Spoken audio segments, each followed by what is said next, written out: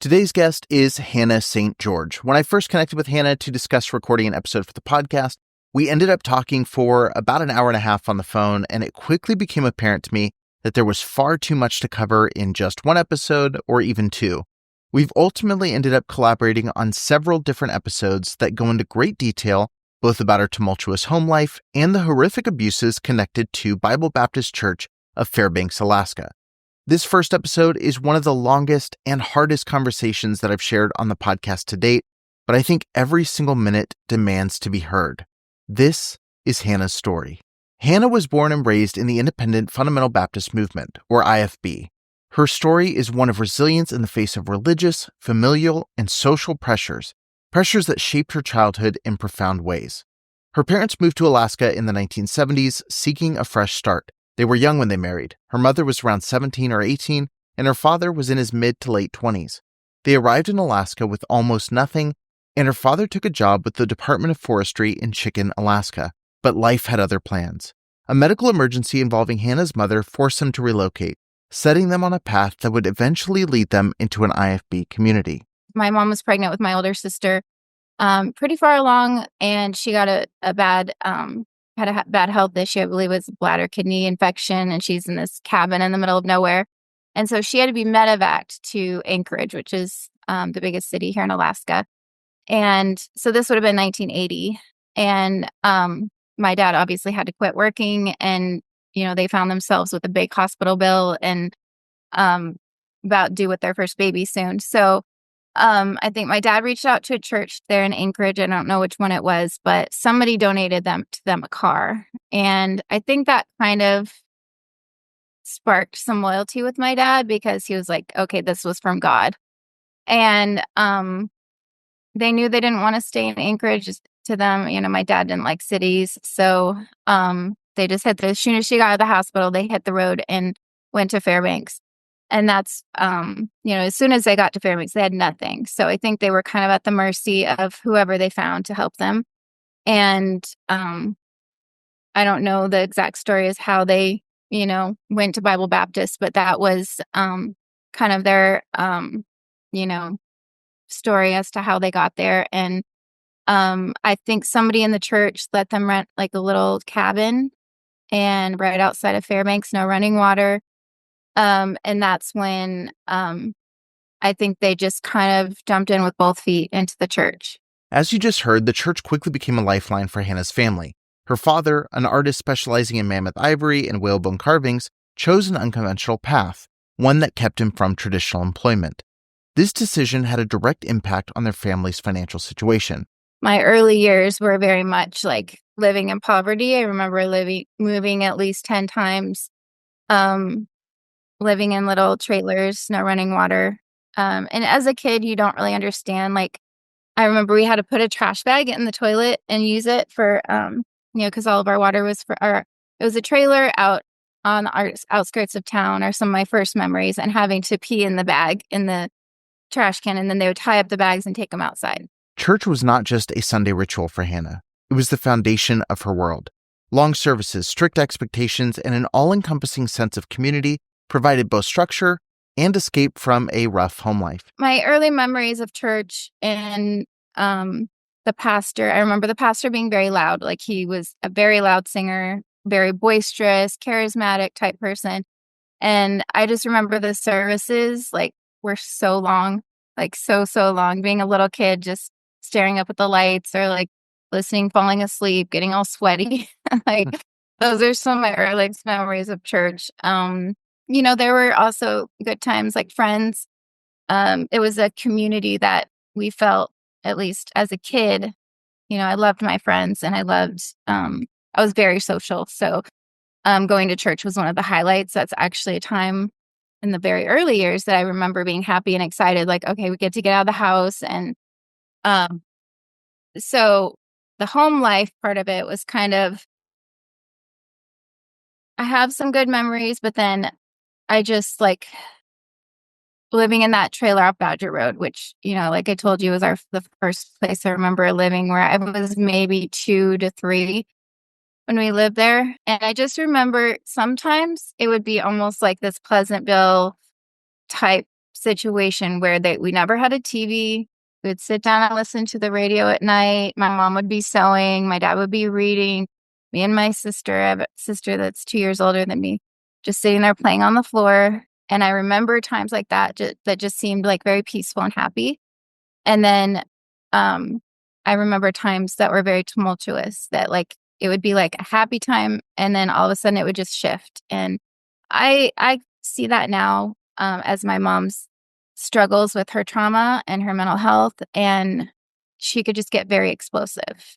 And as I've processed my trauma and the results of being raised in the environment I was, like, I can kind of look at her more with eyes of compassion, especially in those early years where she was practically a teenager thrown into motherhood. And well, she was a teenager thrown into motherhood and being in this strange place and being with this older man who was almost more like a father figure, and then going into this church where she's you know you have a you have you have to live up to their expectations of you, and how much pressure that was. And so um one of the first big blow-ups I can remember from my mom was we were living out in that trailer, and my sister had a birthday party, and there was a bunch of kids that came over, and I remember we were having fun, we were jumping, playing, and all the kids left, and then all I remember is my mom screaming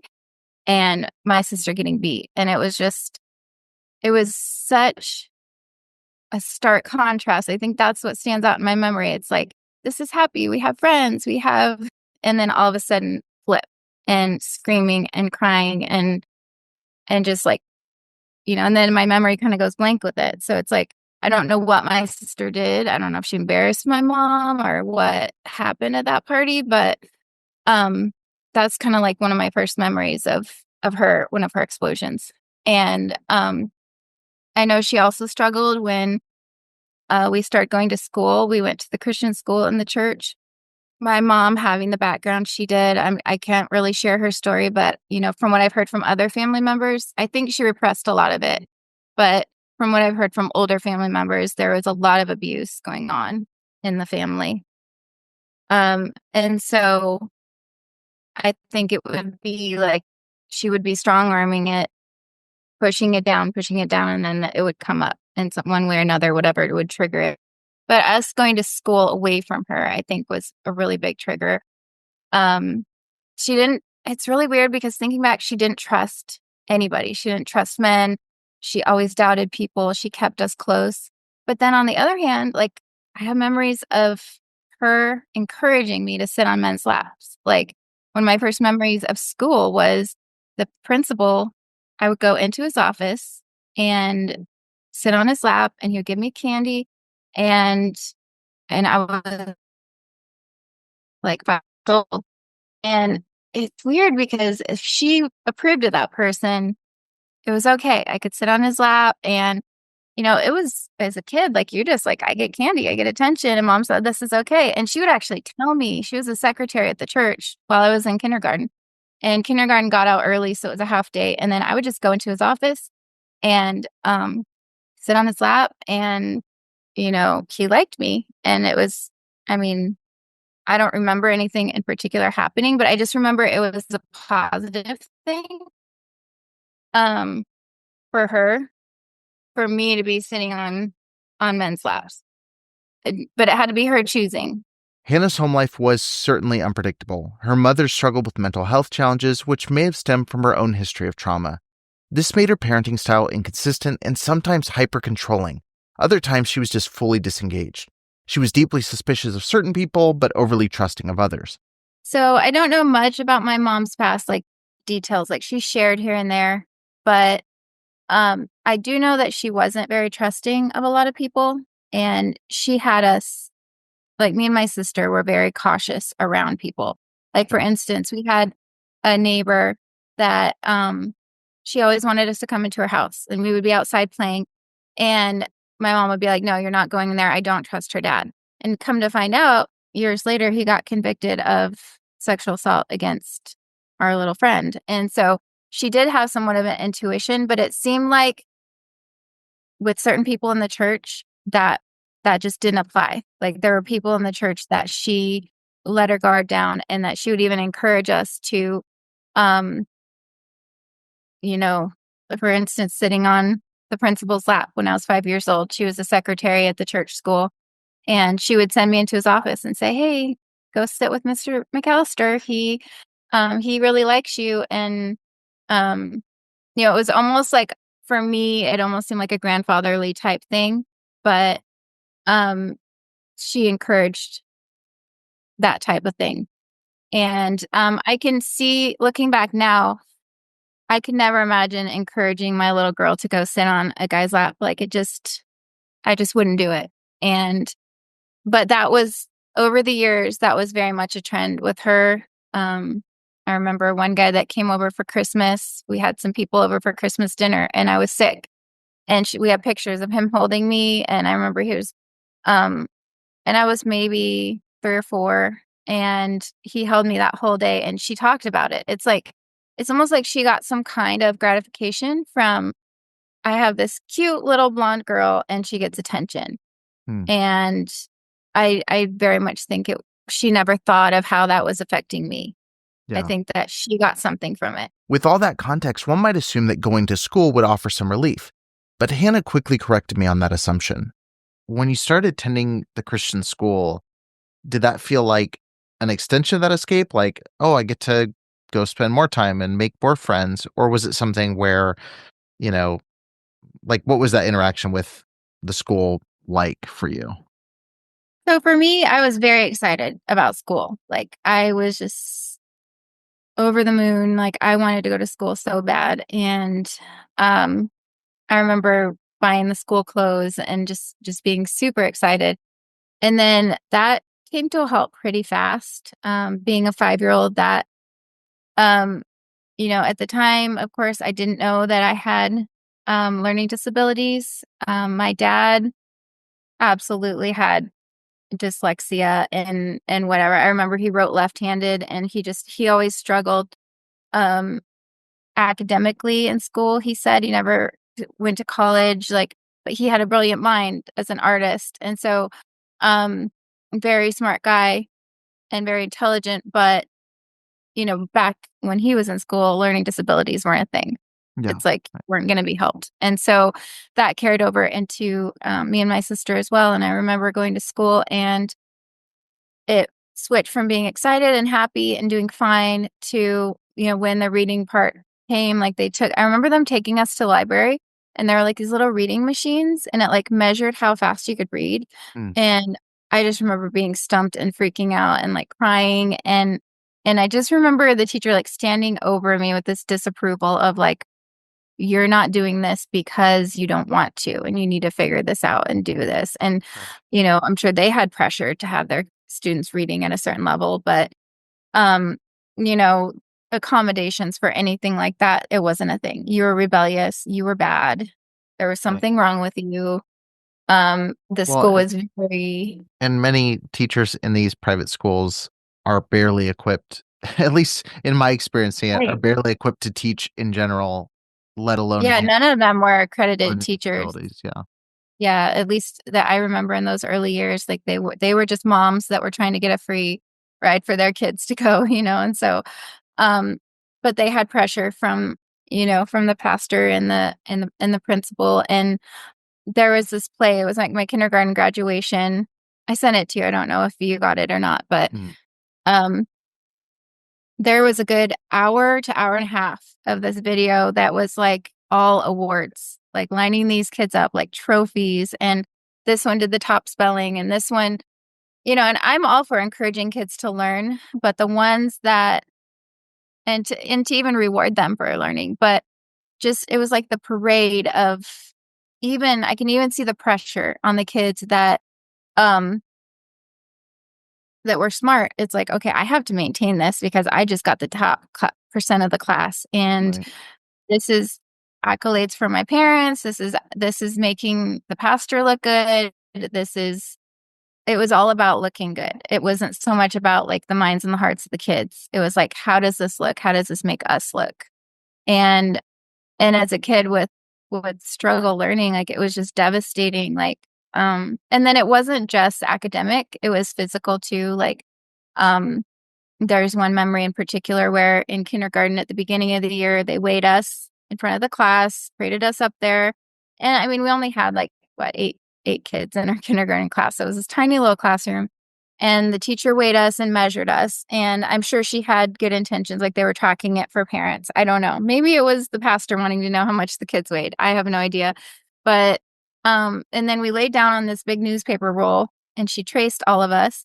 And then we got this big piece of paper hung up on the wall and it said our weight and our height, and we colored in the hair and, colored our clothes and stuff. But then at the end of the year, school year, then they put the weight and the height. But I remember when the teacher weighed me at the end of the school year and her eyes bugged out and she was just like, okay, weigh again. And she put me up there and I had gained, I think from the picture, it looked like I gained like 13 or 15 pounds that year, which is a lot for a 5-6-year-old. So, I think it was just thinking back, I have had struggles with, I mean, I guess it would be an eating disorder, but I think it was rooted in those very early years of like, it matters to us what your body looks like how your body is not your own. And it's important that you look a certain way and you act a certain way and you carry yourself a certain way. And not being normal, like with the other kids, even weighing more than the boys, like that was just so humiliating. And there was just a lot of shame there. And so, my mom, one of her big coping mechanisms was going to food. Like she didn't do drugs. She didn't have alcoholism, like to numb her pain. So it was like food was a big part of it. And, I remember the years where we didn't have a lot of food, like we didn't have much. And then it seemed like things got better around the time I was in school, as far as like, I don't know what shifted with my dad's income, but, you know, food was a big way to cope with things. And it wasn't, healthy stuff. I remember a lot of soup, a lot of ramen noodles, sugar stuff. And so, yeah, just thinking back on that time, I can see how it played into the overall, my overall outlook on who I was as a person. And then, moving forward into the years of, as early as I can remember, my mom talked to me about my body and my purity, my virginity. That was a big deal. And like, I remember just having a lot of fear. So, when I think back to the early years in the church, just being sat down and watching shows like it's kind of like Left Behind, I guess would be a good type of analogy, but even worse. It was like an end time show and they sat us down in this movie, played this song about a man being left behind and his clothes just being in a heap on the floor. But it was just so much fear mongering, like being terrified, like I'm going to burn in a lake of fire if I don't get saved, and the rapture could happen any moment. And I could be I have this little plate where we did a project in school where you like draw a picture and then they send it away and put it on a plate. Yeah. And it's literally me on a cloud, like with my cat going up to heaven, and it says, Jesus will be coming soon. Yeah. And I think I was maybe like 6. And I was like, and seeing that as an adult, like my mom kept it at her house for all these years. And I would look at that plate and it was like almost embarrassing. I'm just like, why was I so obsessed with the rapture and like going to heaven? Like that was really weird. But I mean, it shows you how much bandwidth that took up in my little mind that like, we are going to be taken any second and we better be ready. And I just remember thinking like, I hope I could take my cat with me. So you've got all this like hyper awareness about all these aspects, the spiritual aspect, physical aspect, how close you're getting to some people, how much you're supposed to stay away from others. And then you turn 12 and you get this added layer where your dad gives you a purity ring and puts this whole new set of pressure on you. Talk to me a little bit about that experience and how that felt for you at that age. I'm sure you've got lots of feelings about it now, but I'm curious like how that impacted you at like 12 years old. It was a little weird. So my dad and I, like my dad was very like elusive. Like he was just this type of parental figure that like sometimes I have memories of him like making me sleepy time tea at night and helping me like he would have me help him grind his coffee and like him feeling like a very safe and stable caregiver. And I have memories of that, but then I have memories of just like almost like just direct abandonment. So when I was 7, um, our life changed a bit because my parents took in a girl um, that had special needs and she was pregnant. And I just remember everything kind of got turned upside down. And it was, my mom's mom had died. And I just remember around that time, my dad, um, just something shut off. Like it was just too much for him. And I think I was probably a pretty needy child. Um, and I remember I would go out, my dad had a shop outside of our house, and I would go out to the shop to him and I would tell him what was going on, like whether, my mom freaked out or like I would be crying. And he always seemed like a safe place to go to, and I felt protected. But I think around that time was when I remember going out there one time to him and I was scared and I don't remember what had happened, but I told him about it and he never turned around. Like I was just, his back was facing me. He never even turned around. And he said something like, just do what it takes to make her happy. Just go back in there and do what it takes to make her happy. And I remember that was like a huge moment of just like realizing like, okay, I'm alone in this. Like I've got to Yeah. face this by myself. And so when he gave me the purity ring, I don't remember too many details about the day, but I do know that it was probably like put on mostly by my mom. She encouraged me. It was really odd, our relationship. Like I remember coming home on Sunday afternoons and my mom would say, tell me, go take your dad's socks off. And he would be propped up on a recliner reading the newspaper. And then I would sit on his lap for a good hour and mom would cook dinner and I'd be sitting on his lap reading the funnies with him. And I mean, this is for as early as I can remember. I sat on my dad's lap and it was like this. My mom made it like this sweet, like, oh, you love your dad and this is really sweet. But it was just odd because it wasn't prompted by me and it wasn't like, it was almost like something that was like a routine that you do this thing. Yeah. And so I have a feeling that the purity ring thing um was pushed on by my mom more than my dad, but my dad very much did value my purity. Like he never talked about it to me. And that's the weird thing because my mom would be the talker, but then my dad was the one that was like charged with taking me out and giving me this thing. And I don't remember any part of the conversation. I just remember I opened it and it was beautiful. And then I read the insert that, to summarize it, it basically said that your purity, your virginity is the most is important to God and to your future family and your future children, and that you need to keep this as a gift to your future husband and sign this paper. And so that would have been my 12th birthday.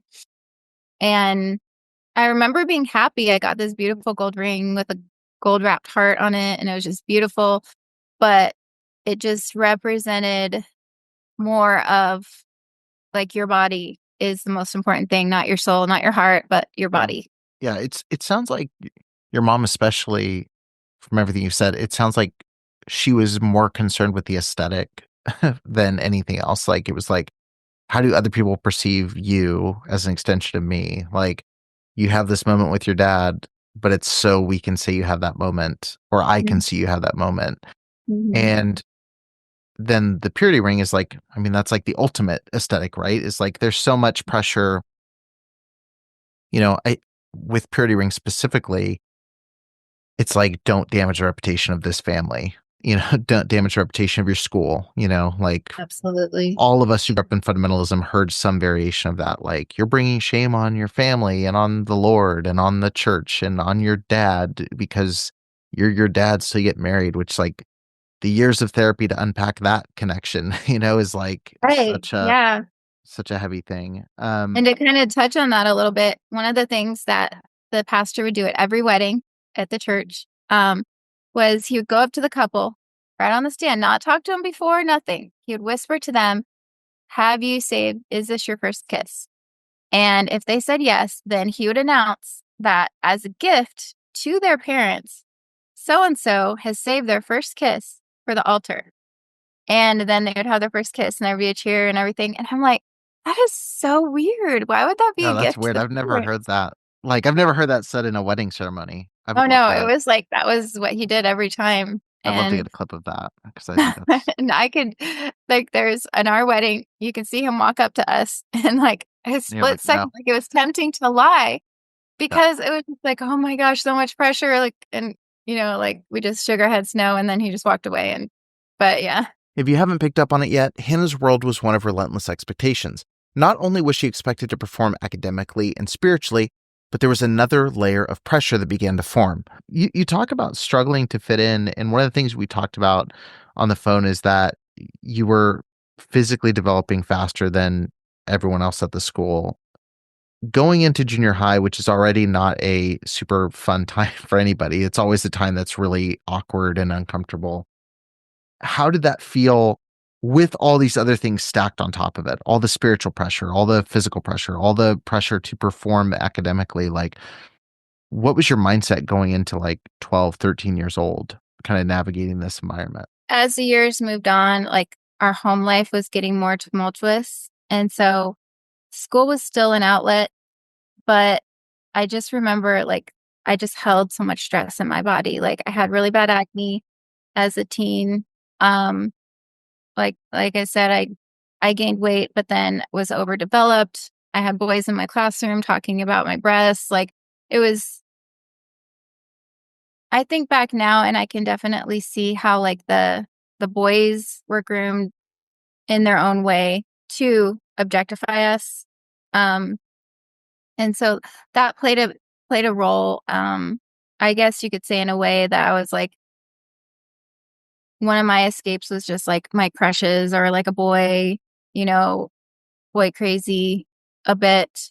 And I think back on that and I think it was a coping mechanism and a way to just kind of like focus on something else Yeah. and almost something that I could control. So then you have the aspect of going to school and, seeing boys. And I remember one day, we were doing a science project and I was in the Christian school with a group of friends and we're sitting there and all sitting around a table and like my crush was right across from me and I had been trying to treat my acne and it was my face had been peeling and he like looked at me and he was just like, "Why is your face peeling?" And he just looked at me with like this disgust. And I remember running to the bathroom and washing my face and crying. And um, so it was just a constant.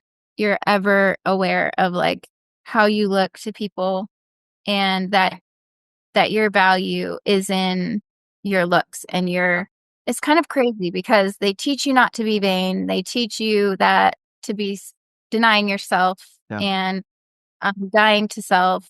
But then there's this focus put on purity in your body that's like, wait a minute, which one is it? And incredibly confusing. It was the same thing about the purity conversation. It's like you are not supposed to think about sex, but you're talked to about it all the time. And so it has the reverse effect where like that's all me and my friends talked about in junior high. Like that was literally Yeah. all that was on our mind. But also we had Mhm. absolutely no education to even have an informed conversation about it. So it was like it was such a weird, I've described it as a powder keg where it's like you've got all these really repressed people without any tools to talk through anything they're experiencing. On top of all the natural like puberty is a weird time for everybody anyway, like even with Right. education and Oh, yeah. We're taught to keep our bodies pure and that this is our value and this is what we have to offer. And if that's gone, then we're nothing. But for boys, I could see how they would see like, okay, this is something that I get to own someday and I get to have this. But like you said, we can't think about it. We can't do anything about it until all of a sudden it's like flipping a light switch when you get married. And then everything's going to be great. Right. And vice versa for the girls. It's like, you're not supposed to be sexual. You're not supposed to be worried about people noticing you until you get married. And then you flip that light switch. And it's like, it's just unhealthy. Like, and No balance whatsoever. Before we go further into the pressures Hannah experienced at home and within her religious community, there's a particular story she wanted to share that I want to highlight. For one, it illustrates the disturbing lack of physical boundaries between adult men and young girls in the environment she grew up in, but there's also something described here that will be important to remember for a future episode, so keep this particular segment in mind as we move forward. So around this time at age 13, you got accused of cheating on a penmanship test and had to go to the pastor who was kind of the principal also of the school. Like, anybody who grew up fundamentalist knows, like, that's usually like a pretty blurred lines between church and school staff. But talk to me a little bit about what that meeting was like with the pastor over this. Well, we had this lady that would come in. She was the grandmother of she was actually our neighbor and lived across the street. And she would come in like once a week and do a penmanship class with us. And, it's called Slingerland. And we had these funny pens. And what's it called? We would just Slingerland. Slingerland is like the type of cursive writing that we were taught. Okay. And these pens were bumpy. And I just remember the fun pens and the different wide paper, and that we were taught penmanship once a week. And it was writing. Like, it was kind of fun because we got out of our class and we could go to another classroom and goof around and stuff. And so the class had a different vibe than, the normal sit there and listen. And so we were in this little classroom, and I think it was 7th grade because I would have been 13. And so she came and she just seemed to be off that day. Like, she seemed to be in a mood, and she had gone to make copies or something, and we were goofing around in this room, and the boys were throwing papers and girls were laughing, and she came back in and she was mad, and she just decided to send us all to the different offices of the people in charge. And she just so happened to point to me and sent me to the pastor's office. And so I didn't even know why, because just to give a little bit of background about my personality, I was a very quiet person, and like, I was the fawner. Like, I would just sit there with big eyes and just watch and like do whatever I could to stay out of trouble. Like, that was my protective. Like, I wasn't loud. I was very shy. I kept my voice quiet. It goes back so to the instruction to do whatever it takes to make them happy. I mean, you were told that's how to handle these situations. Yeah, that's how you deal with it. And so I was sent to the pastor's office. It's crazy because I still call him pastor. I don't know if you hear people do that. It's like, it's not Miss Duffett or Doug Duffett or Pastor Duffett. It's just pastor. And so I was sent to his office, and I just felt a lot of fear. Like, I could see something in his eyes that it almost seemed like anger, but he sat me down. He had this huge desk, and I sat down in front of his desk, and he just started grilling me about what I did, and I wasn't giving the right answers. And I remember during the conversation, I kept saying, and I would like pause and say, and he would say, that means you're lying. Like, you're pausing and saying, because you're trying to think of a lie to tell me. And the more he grilled me, like, the more I was getting nervous and anxious and scared. And, finally he, started talking about me cheating. And I was like so confused because I was like, I don't know what you're talking about. I don't remember cheating. Like, it's penmanship. Like, how do you cheat in penmanship? And he would just shut me down, shut me up, anything I said. And then at one point he just like put his head down like this on his, like, he had his Bible underneath, and he like had his elbows on the desk, and he put his head down. And I'm talking good 5 minutes. It felt like half an hour, but during that time, I'm just sitting there like crickets, like, what's going on? And then he looked up at me and he said, God just told me what you did. And if you don't admit to me what you did, the punishment's going to be a lot worse. And I just remember, like, I don't even remember what I said. I just remember conceding and admitting whatever he wanted me to say. And then that's when he said that I had to get a spanking. And so he had a paddle in there, and he had me bend over his desk and gave me however many swats. Um, and I feel like I blacked out at some point. Like, I don't remember. It didn't, like, the pain and all that doesn't stand out as, like, No. it was more just the humiliation. Like, 13-year-old girl, like, having to bend over a desk. Like, I think I might have been on my period at the time, and it was the most humiliating thing. And, thinking back on it now, I can't imagine one of my girls going through that, and No. that being, like, it just seems very predatory to me. Because it is, it's like, Yeah. it's not, was that common practice in the school? Like, obviously he had a paddle, so I'm assuming corporal punishment was part of the school, but, like, was it normal to go to that age? Or was that a unique situation? I don't know about that age. I have heard other girls saying that they were spanked by him. The superintendent was a husband and wife, and the husband was always gone. He worked out on the slope, which is, like, out of town. And so the default spankings would go to, you know, I know that the female principal, that she spanked some kids, but I wasn't one to get spanked. I think I only got spanked a total of 3 times. I don't remember what one of them was. One of them was I think they were both in, like, 2nd grade, 1st and 2nd grade, and um one was by Pastor Duffett when I was little, in, like, 1st or 2nd grade. One was by the principal. And then, but, like, I just remember thinking, I'm gonna do whatever I can not to have to go and get spanked, Sure. because, getting beatings at home all the time with a stick, like, that was, like, much better. And there was also a rule that if you get spanked at school, then you were gonna get double at home. Yeah. And so that was also, like, a motivating factor, like, don't get spanked, don't do that. Yeah.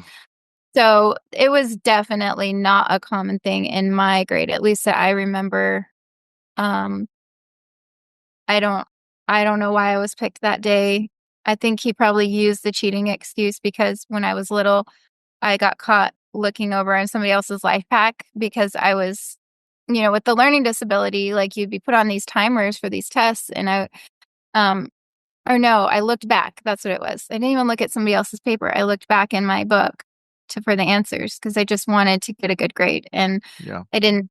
Um, I struggled with reading and struggled with comprehension, so did what I could to try to get that A. Now, I'm not for child abuse, but the blueness of a wound cleanses away evil. Read the book of Proverbs. It will help you get a balance to what society is trying to teach us. I think cruelty is putting your kid in the corner with their nose in the corner, standing in there for an hour. Now, that's cruelty. That breaks fellowship with the parent. Spank the child, pray with them, and get it over with. And go on with your life. And I ought to say, the spanking ought to be hard enough that they don't want to get another one. Instead of finding refuge, she found herself immersed in an environment where academic and spiritual performance were closely monitored and judged. There was no room for the slightest imperfection, no space to simply exist without scrutiny. But the pressure didn't stop there. Hannah opened up about the immense pressure she faced from her mother when it came to her weight. The thing that kind of shook me in our initial phone call was around the time you turn 13, you're going through all of this development. You're getting really concerned about how you're being viewed. You've got the pressure of the purity ring. And then your mom starts really pushing for you to start losing weight and improving how you look physically. Can you share as much as you're comfortable about that experience and what that looked like? She would give us lectures a lot. She would have us do these workout videos. Me and my sister are both heavy girls, and she was embarrassed by it, you could tell. But the ironic thing is that she, at one point, got up to over 400 pounds. So she carried her trauma, she carried it. But I think when we started showing the effects of, the way we were eating, the way we were coping, it wasn't comfortable for her. And she was embarrassed. And so she would sit there on her chair and we would be doing Richard Simmons, Sweating to the Oldies, or like there was this one Christian one called Fit for a King. Oh my gosh, this lady named Stormy O'Martin or something, and big hair. And so we would have to do these workout videos. And of course it didn't work because we would go on these diets. I remember she bought us these diet pills and it was called Tea Light. And you followed this little thing and you had to eat the same thing every meal, every day. We did diet shakes. We did all kinds of diets, but never really taught how to eat for health for our bodies. It was more like, all right, we're going to have a stir fry one night that has tons of teriyaki sauce in it. And then we're going to be starving the next morning and go back to eating like we were. So there was never any follow through. It wasn't about our health. It was more about how you look. And she even would have us do these, like lay on the floor and like roll on the floor because she said that it would help like slim down our bodies.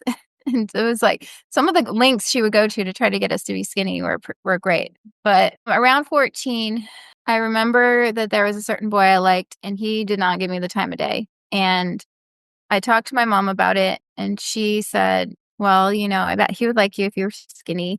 And she's like, you could start fasting. And I was like, okay, well, how do I do that? And she's like, well, you have to fast for 3 days and eat for 1 day. And so I started doing that. I would just but it's like when I was starving those 3 days, like she was very accommodating. Like she would let me sleep. I wouldn't have to do dishes. She would praise me for like, as I'm losing weight, there would be a lot of accolades, a lot of praises. So between like 13 and 14, I lost a lot of weight, probably like 70 pounds. And she started buying me a pasta tanning. So I started tanning.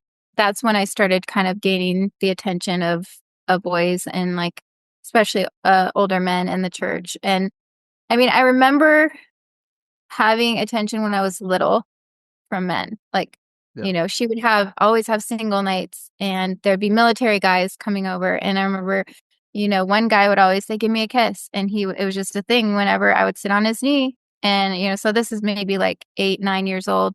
And at this point, I was a chunky girl, but this one guy in particular really liked me. And he was a military guy and he would ask for a kiss. It was okay to get the attention of men, like from my mom. Like it was very much encouraged. Like she would encourage my crushes. Like one time she had a big blow up picture of like my crush and gave it to me for my birthday. Like to me, it feels like grooming because she would want to hear about my crushes. And the best way I could describe it, to put it into context for somebody who hasn't lived through something like this, would be that like she was almost like this teenage big sister who was trapped in this jail cell. And she's like, oh, go do this thing. Like, go talk to that guy over there. Or like, go see what he says. And like, oh, I think that boy likes you. Like, that's the best way to describe it because like, it's been hard for me to wrap my mind around like how a mother could say and do the things that she's done over the years. But like, that's the best way that I've been able to understand it, is that she was suppressed, she was trapped, and it was like living vicariously. Like, I remember there was one point where she would take me and my sister. We had this big van and with like these curtains, it was like a conversion van, kind of weird. But she would take us to where skateboarders were skating and just hanging out in the summertime. And she would like encourage us like, oh, holler at that guy. And like, we would like hoot and holler at these boys out the window with our friends. And she would encourage it, but never get out and talk to them. Never. But it was like in this safety zone of like, what she felt comfortable with, and she would do it and encourage us to do it, So, I think that's when, so going back to 14, it was just almost like a natural progression onto, all right, now, relationships and boys and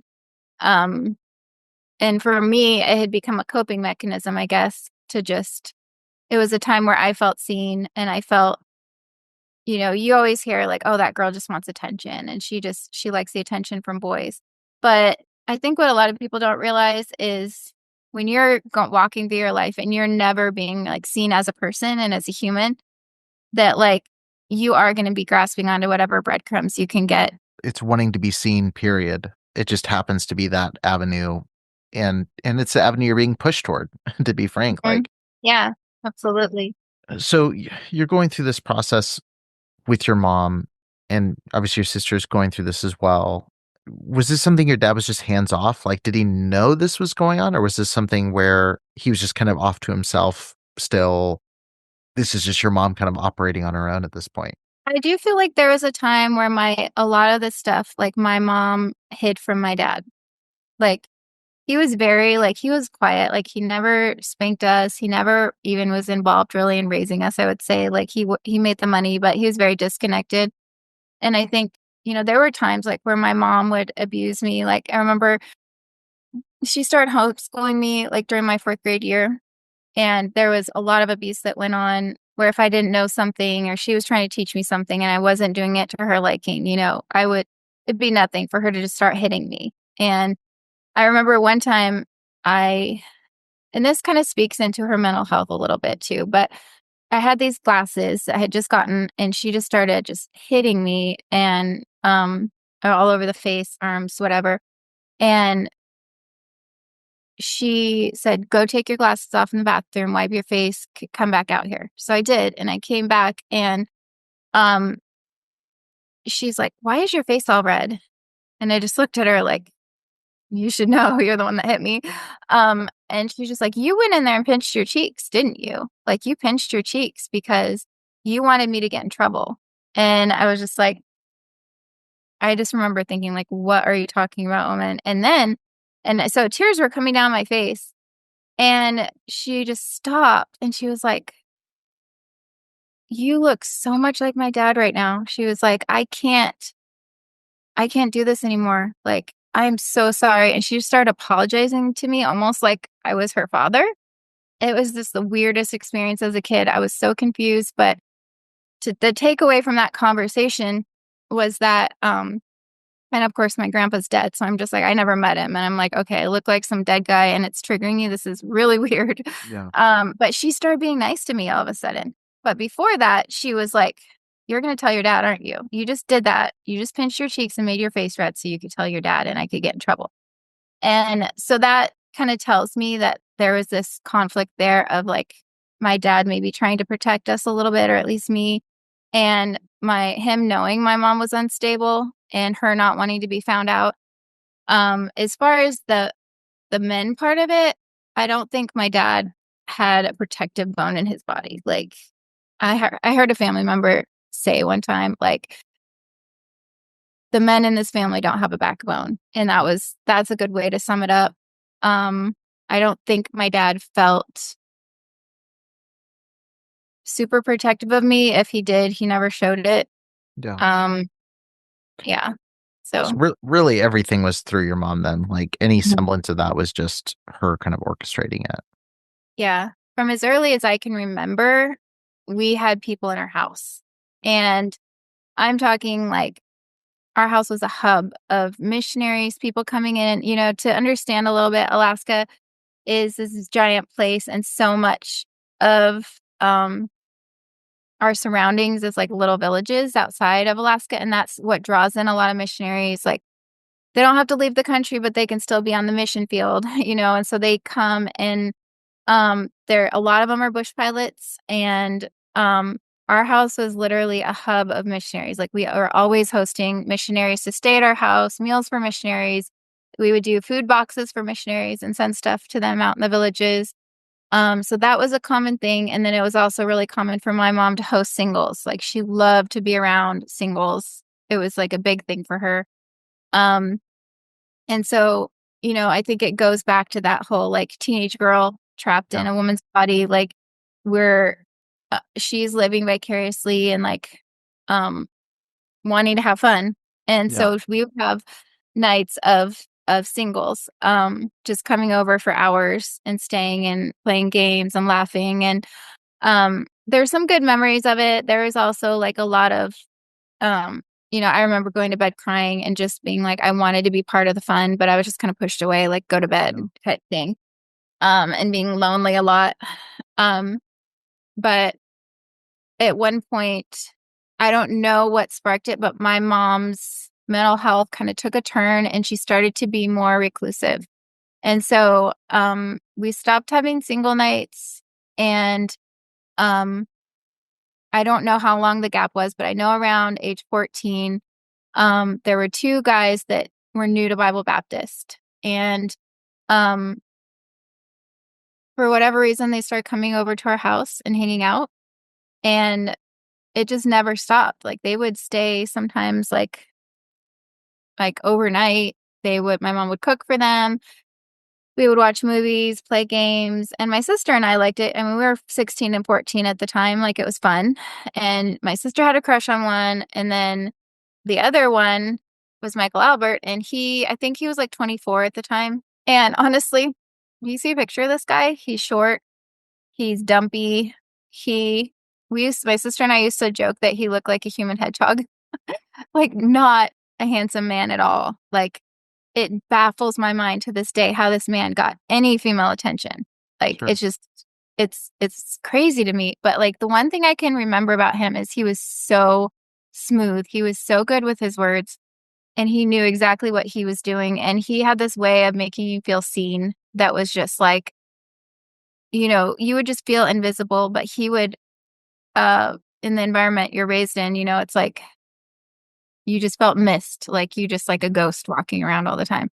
But like, he had the way of just like, he would say things like, you just have this way of lighting up a room. Like, when you walk in, like, Hannah, you don't know what you can do to me. Like, you don't know what you do to a man, type thing. And like, to a girl who's like used to just like being invisible, you're just like, what? And so And it struggling was with more his words. self-confidence and Yeah, it was his words that would just like melt you. And so I think it just started out as this friendship, and we got freedom with them, kind of like they would take us out driving, and we would drive around, me and my sister, and then we would go get food. We would laugh, and it was fun, and it felt like a bit of freedom for us, and we would go walk around the church, and Michael Albert was like the piano player, like great at playing piano, and so he would just pound on the keys, and we would just sit there and watch him, me and my sister, and it was just fun for us.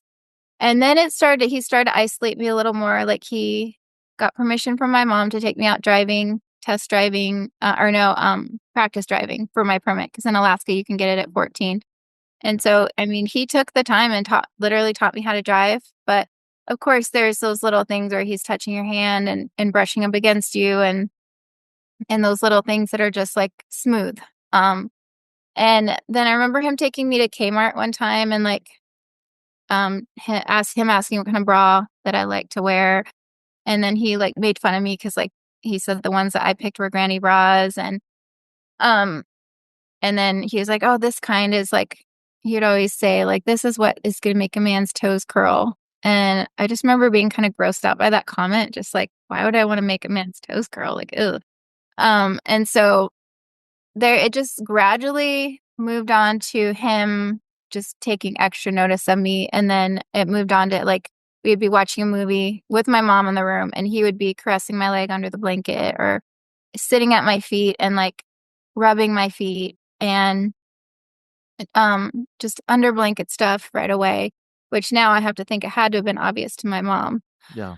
And then it moved on to him talking more about things, asking me if I knew what oral sex meant, like describing it to me, things like that. And then it kind of came to more of a head when we went to Anchorage. So Anchorage is about 350 miles from Fairbanks. And I remember our family went there somewhat frequently. And Mike and Chris were going to go with us. And the two men that had been at singles that had been in our house. And Chris had family down there in Anchorage, so they were just going to hitch a ride, and then we were going to go to their church with them and stuff down there. And so I do remember him like helping me pick out clothes. Like, he would try to like tell me, what kind of nylons he liked, white nylons on girls. Like, he would go down to like the detail, and like it has to be the kind with like the seam up the back of the leg, and like and so we went down there, and the whole way down, we were under a blanket under the back seat, and it was crazy how he had a way of like touching you without like crossing a certain boundary. But like I was laying one way, he was laying the other. He was pushed up against me and just like caressing my legs, kissing my toes, kissing my feet, sucking on my toes. I remember being weirded out, but also just like, I don't know. I kind of got captivated by what he was doing. Yeah. In your mind during this time, did you like obviously now you know this is not the case, but I'm saying at the time, did you see him as a boyfriend, like in your mind, or did you just look at like he's a friend? This is some weird things that he does. I don't know where to categorize this. So I started to like him as a more than a friend.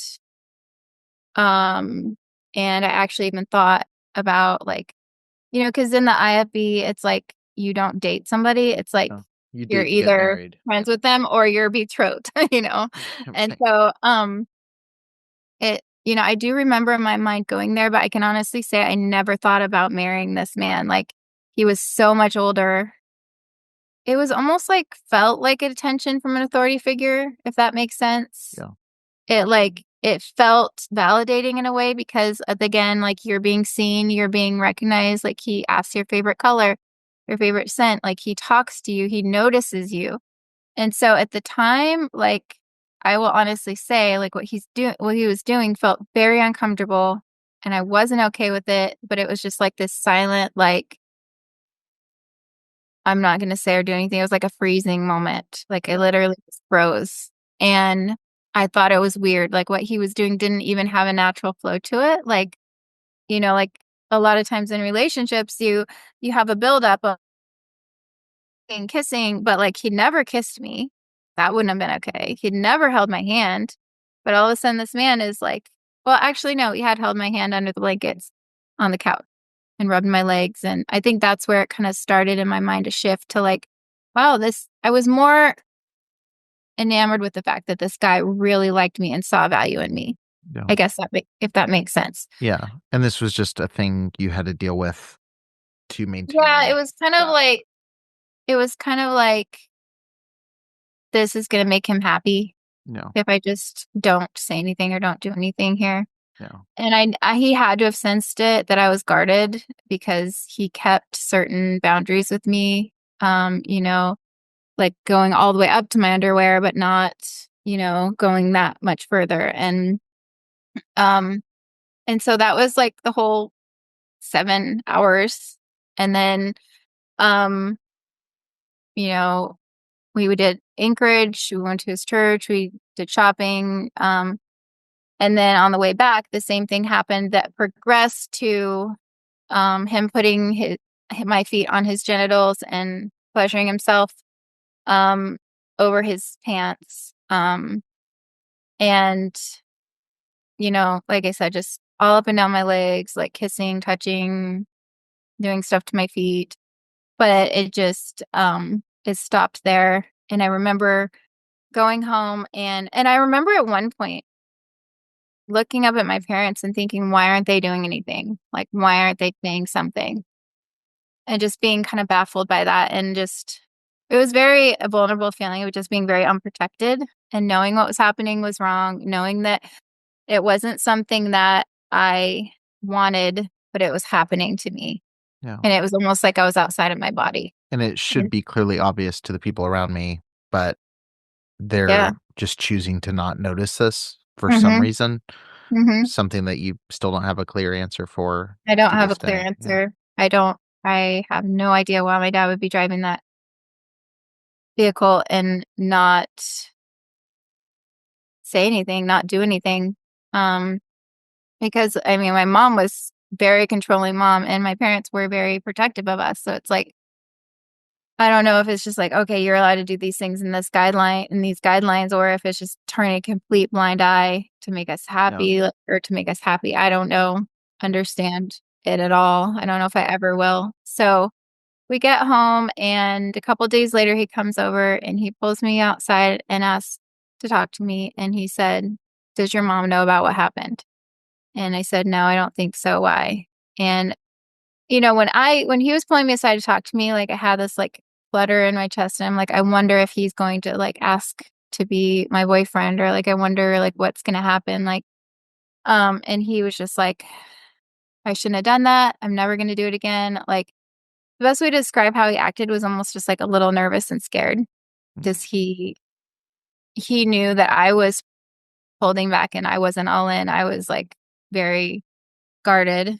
And so at that point, that was it. That dropped that relationship. And I just stopped. I remember at one point, just it turned to disgust. Like I had a great deal of disgust for him, and I just didn't want anything to do with him.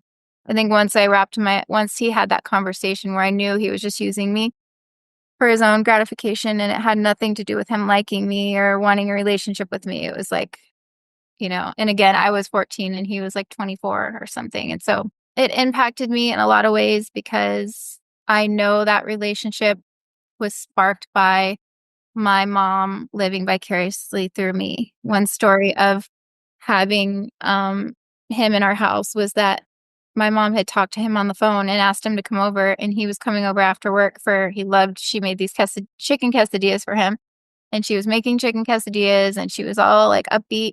She was like, "Okay, I'm going to put his favorite song on. You lay on the couch." And she like had me lay on the couch and pretend to be sleeping. She fixed my hair, and she had this song on. It was that song, "I Love You Always Forever." I don't know if you, yeah. And part of the song was like, and he would sing it to me, the part where it's like, "You have the most incredible blue eyes." Like that was part of the grooming, him singing and everything. And so she posed me on the couch, and then I thought, okay, she's going to have me pretend to be asleep and then wake up like Sleeping Beauty, and then I'll be talking to Mike. But no, like the whole time she just stood there, and he's on one side of the couch and she's standing on the other. And she literally stood there for 30 minutes talking to him and like laughing and flirting with him. Now I can see it as flirting.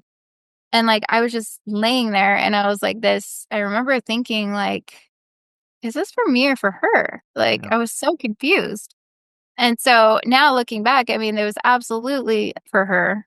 Like she was getting something from the attention he was giving me because I was her daughter, and it was her way of almost getting you out of the picture for a minute. Yeah. Yeah. Yeah. So he has this conversation with you, and then he kind of starts moving on your friend. So first it was a friend, and I actually didn't know. I knew that a lot of girls in the church he had a relationship with. Like I almost can't count on two hands the number of relationships like he had. It would be easier to find the girls he didn't do stuff with. Yeah. Yes. Like he in some way impacted or groomed so many of the girls. And like at one point I found out that he had been kind of outed from another. I don't know if he was officially kicked out, but he had a sexual relationship with. And when I say sexual relationship, I want to say statutory rape. Like that's absolutely what it was. But it was with a girl from another church. It was actually the pastor's daughter, and it was found out, and he had been removed. And I thought that she was older. I thought she was at least 16, but I've actually had contact with her, and she said it started at 12 and it went from 12 to 16. And when she was 16, then that was actually like it was actually found out. And so and I also have had people that have confronted Doug Duffett, the pastor, about this, and he has admitted. Actually, somebody has a recording of him saying that he knew when Mike Albert came to BBC, he knew that he had been kicked out of this other church for what he did to this girl. One of the people that obviously hits close to home is your own sister, who was 16 at the time. Mm-hmm. Yeah. And I think before that happened, it was my best friend. And, we, at the time we weren't super close, but she lived 2 streets over. And I don't know if he went directly from me to her, but her relationship with him was a little different. I feel like she had some more freedoms. He was her piano teacher. And that situation would absolutely qualify for statutory rape. It was an entire summer. She said that without sharing too much of her story, she said he was very meticulous with how he would cover things up. Like they would go to places that, one of them had been house sitting for, and she was very much under the impression they were in love. He was going to marry her. She was 14 that summer. So it would have had to have been the same summer. That's crazy that it was all happening close, such a close timeline. But he would take the sheets, like he would put on sheets that he brought and use those and then take the sheets off. Him going for your friend, him going for your sister. Do you think it was just him being indiscriminate and anybody he could go after he did? Or do you think it was like a vindictive thing of like, you're not accepting this for what it is? No, I'm going to pursue your sister. No, I'm going to pursue your friend. Like, no, I never thought of it like that. I never thought. I didn't till just now hearing. I never timeline. did, but there was one time, like when you said that. So there was one time I went to church, and at some point, and I was an adult and I had kids, and he walked by me with the most smug look on his face and said, "Hi, Hannah." But it was like this, like taunting, like, well, I want to say evil, like, and he is a very evil man. And so I would not put it past him. I never considered it at the time that he could actually be, the fact that I don't know, because he was the one that put a stop to the relationship. And I don't know if he sensed something in me that like a certain level of strength or a certain like fortitude to protect myself on some level. And uncomfortability with it. Yeah. That it's like, I really feel like he preyed on people who were 100% willing to just put their guard down. And whether it was somebody with trauma that he could take further advantage of, or, Lord knows I had my own trauma, but I also have always had a really strong sense of justice and like what's right and what's wrong. And it's like, he probably sensed that in me, that I knew what he was doing was wrong and it wasn't okay. And, and so I think he was an opportunist and he would just go for whatever he could prey on. Obviously, these next two stories involve other people, so I can't go into too much detail, but I know he started grooming your 14-year-old friend and it was statutory rape. He basically told her that if she didn't continue the relationship, he would go after her sister, who was 12 or 13. Then he progresses to your sister, and so he's obviously knowing he's doing something wrong, using leverage for these relationships. I don't know how much you can share about your sister's experience with him, but clearly, on top of being sexually abusive, he's physically abusive as well. So I am no contact with my sister. We've had a lot of ups and downs in our relationship, especially in the early years.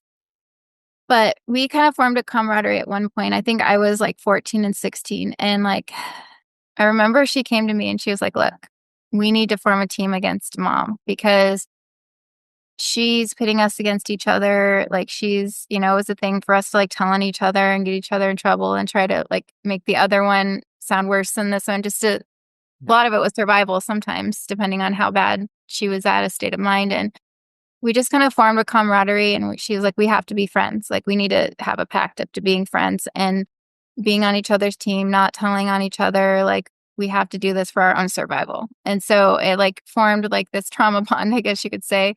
And I really looked up to my sister. Like she was always like so strong to me, and like I always thought she was so cool. She always like wore the coolest clothes to me, and I wanted to wear what she had, and I just wanted to be like her. I thought she was awesome. And I think she thought I was annoying and like just this girl who like tries to be perfect, and she was more of a darker type personality, I guess. And and I think of what she's been through, and it's totally understandable. But, she loved Edgar Allan Poe. Like, she wore black, like, as much as she could in the IFB, like, skirts with Doc Martens, I guess you could say. Yeah. My mom had a singles night, or at this point, it was more like young adults. Like, we were getting older, so it was more like a teen group. Like, we'd had this big party at our house. Michael Albert had come, and we so we had a lot of fun. And I think it was a couple days later, my sister came to me and our mutual best friend, and she was like, I have to tell you what happened with Mike. And so she just started dumping it on us. She said that he had some point grabbed her and kissed her, like pulled her around the corner and kissed her, and then like said, hey, I'm coming in your window, like had planned to come in her window that night. And he came in her window. She told us he came in her window, and they didn't have full-blown sex, but she said they did everything else. But she said that it was really rough, and she like pulled down her shirt and showed us her like the tops of her breasts, and they were like black and blue. Like, she said he was like doing stuff to her that was like violent, but she was so confused, and she like confided in us, and she's like, I don't know what to think, I don't know what to feel. And it was like there was no leading up to that. It wasn't like he had been talking to her or anything or singling her out. It was just like this whirlwind of this. And then I guess at some point she decided that she liked him, and she wrote him a letter kind of bearing her feelings. And he worked in the sound room at church, and she took the letter up to him at church and handed it to him, walked away. And then I guess he pulled her aside at some point and said, don't you ever approach me in front of people ever again. Don't ever tell anybody what happened between us. And just totally like brushed her off and like made her feel like the worst person in the world. Oh. And I mean, she was devastated and heartbroken. And I wasn't very supportive at the time. I was 14. And I'm like, oh, at that point, I was like, this guy is so gross. Why would you do that? Like, I was just so grossed out by the whole entire situation. And like, he's a creep. You know what he did to me. Like, how could you even entertain this? And at this point, I want to say we knew about my best friend because of the level of disgust I had about what happened. And so now as an adult, I feel bad because I'm like, I could have been more supportive of my sister. That was a really hard time she was going through. And like I said, we're no contact. She's still IFB and has her kids in IFB, and has chosen to support the other, the parents. And yeah. At this point, for you at least, Michael Albert's out of the picture in terms of the timeline. He's still there, still doing what he does with other people in the church, but in terms of your immediate context, he doesn't have a relationship to you. But around this time, your mom's still continuing to have people over. She invites two young hockey players over. Well, we had, so we had a mutual friend that, she liked a guy she loved like the hockey games, and, her brother played hockey. So she was kind of in the hockey world, like hockey's big in Alaska. And so she was in the hockey world. So that's kind of like what got us started going to hockey games. And so we would go to hockey games and be little fangirls to the hockey players. And it was like another way that we could just get out of the house and have fun. And my mom being my mom, she wasn't happy with us like going to parties or going to do anything outside of the house. Like, she had to have control of it. And so she was like, well, why don't you invite the boys over here? Because my sister. What age demo were these? What was it, like college teams or like minor league stuff? Or? So there's a hockey team called the Ice Dogs, and they're like, most of them are college age. Okay. Yeah, like some of them I think are still in high school, maybe. Okay. But her brother was like my best friend's brother was like my crush in school. And so like we were all close. And when we went to hockey games, like it was just like we wore our skirts and we were still kind of like, it was like our little window outside of IFB, I guess you could say. Yeah. And like, I know that like teenage girls, of course, like they, you stand around, you talk about boys at the sleepovers, Yeah. and I would say that this relationship, or this, like the beginning of this relationship, it seemed like the most normal that had been, um, he was only 2 years older than me. And basically our best friend liked one brother. It was this big Catholic family and they all played hockey. And so we had met them at a hockey game. And my sister, the best friend was with one brother and my sister was with the other brother, started to like him. And then there was one more brother that had been kind of coming around, like when we would be at a hockey rink, and he just started coming around to me. And I mean, he just flat out asked me out because that's what people do in like normal The real life. world. Yeah. You don't have to go to the father and ask for Yep. like some courtship or anything, So that I knew immediately wasn't going to fly. He asked me to go see Titanic, and I'm just like, trying to explain to him like I don't go see movies. I've never stepped foot in the movie theater, and of course, that had to have been weird for him, even though he was religious Catholic. But so within the confines of what my mom was comfortable with, she, I guess, would say start fostering a relationship. It was kind of egged on by all of them, like my mom being one of the teen girls, like just like him, just go out with him, he Like she likes didn't you. care about the Catholicism, like as much as the pastor disliked and the church would. She just kind of like Well, brushed what's it. crazy is my dad hated Catholicism, and Doug Duffett, the pastor, hated Catholicism. It was something that was talked about as like this most evil and vile religion. Yeah.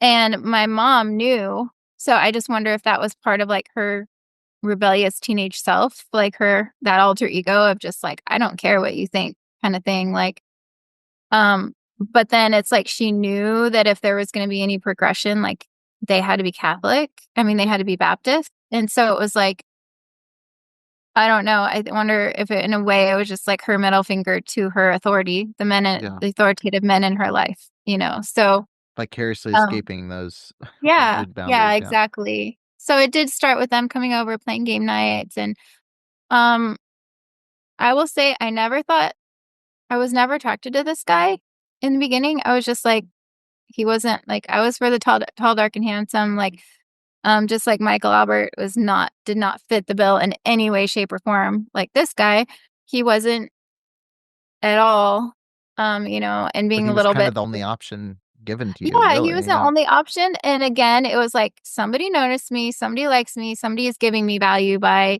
saying that I'm worth pursuing.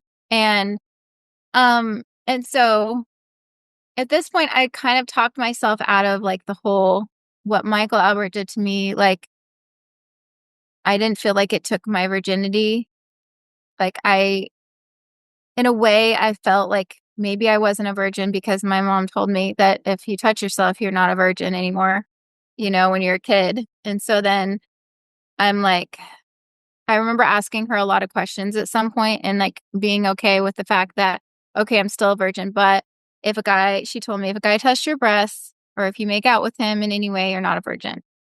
So with this guy, I was again very guarded, but then also like testing the limits. And he was, all for like sneaking around and, making out in the car or whatever. And so our relationship just started, which is like I said, way more normal than any other that had happened to me that up to that point. And I liked him, but I was worried about the Catholic part of it because in your mind, when you're groomed by the purity culture, you go for the good Baptist guy who checks all the boxes and the church is gonna approve of, that your family's gonna approve of. That way you can get married in the church and God will you'll have a blessing on your life. You And can't be unequally yoked with a no, unequally unbeliever. yoked is not okay. And so, um, I guess again, it's just like speaks back into that confusion of just like, oh, I'm being a teenager dating, like this is nice. But then my mom was really strict, like courting was what we were taught was okay, and it had to be with the parents, around the parents. Dating on dates was not okay. Going out, but then my mom would allow it, but we had to like call her, like when we got there, call before we left. Um, so it's like my mom would like kind of let this leash out a little bit, pull us back in, question us, both me and my sister. What did you do? Like she was very paranoid about stuff, but then she also wanted all the details. Meanwhile, like we started like making out in front of her and like doing stuff that like she would allow us to do stuff. And then my dad would come in from working and like see things. And then my mom would get in trouble. We would get in trouble. We would get lectured. It was like this cycle of like being in trouble all the time. But then my mom's still allowing it. And this is around the time So, that your mom's taking these pictures, um, right? that happened a little bit later, but it was the same summer. Like I met him in the spring and then she took the pictures in the summertime. So again, it's So, that whiplash of you can do this, you can't do that. You can do this, you can't do that. Yeah. mm-hmm. Yeah. And she's encouraging this whole time. She's encouraging like, oh, wear this cute thing or, oh, this makes you look really skinny and like encouraging things and letting us do things in front of her. But then, um, like us getting in huge trouble from dad lecturing her. Despite occasional interventions from Hannah's father, her mother's relationship with her became increasingly toxic. What started as control over appearance spiraled into something much darker. Ultimately, Hannah shared with me one of the most disturbing experiences of her childhood, a moment that underscores just how twisted their dynamic had become.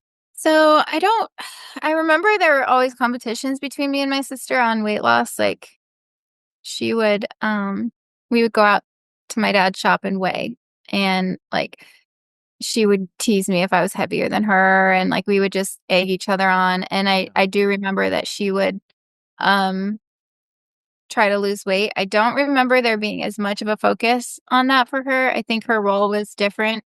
Just I feel like our family dynamic, like the role for her was like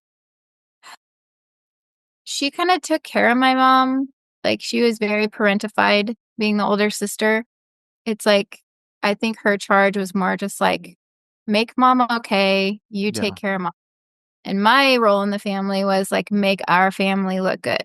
So like Yeah. be perfect, hold up this physical exterior, this um so I guess it was super devastating when I would get bad grades because that was like you knew you were not just failing like you weren't failing yourself. It was like you were failing your family. You were failing their image to what they look like in the church. Right. And it was very important to them. I remember one time my my parents sat me down and they told me how important it was, and they told me that because I was getting D's and F's that I was going to be punished, and they told me that it was very rare that both my parents would ever sit me down. So I knew it was very important to them, and they said for every D and F you get on your next progress report, you get 10 swats. And they told me and my sister that.